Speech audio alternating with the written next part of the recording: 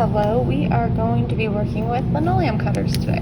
So this is the handle of the linoleum cutter, and if you look in here, you can see this is the inside part of the linoleum cutter. You're going to take one of the linoleum cutters, insert the curved end in between those two pieces of metal, push it in carefully. If it doesn't go in right, you might need to loosen this knob a little, and then you're going to tighten it. This blade should not be wiggling once it's attached in here and tight. If it is, that's a safety hazard, and make sure you attach it correctly. So I'm going to go through some safety techniques, and I'm going to show you the different cuts these blades make. So here is a number 1 blade, and this is me cutting it into easy carve. I'm always going to keep my hand out of the way so that I am not cutting into my fingers. That will hurt. You don't want a scar on your finger from these.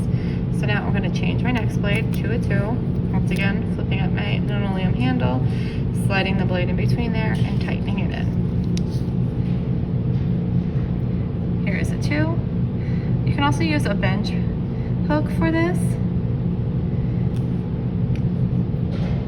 Hand always behind so you're not cutting into yourself, and you can see the difference already between those two grooves. Here is 3.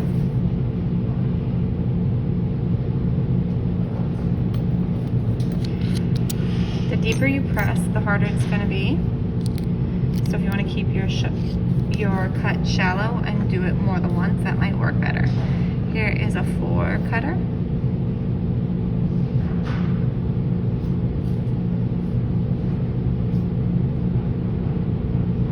And a 5.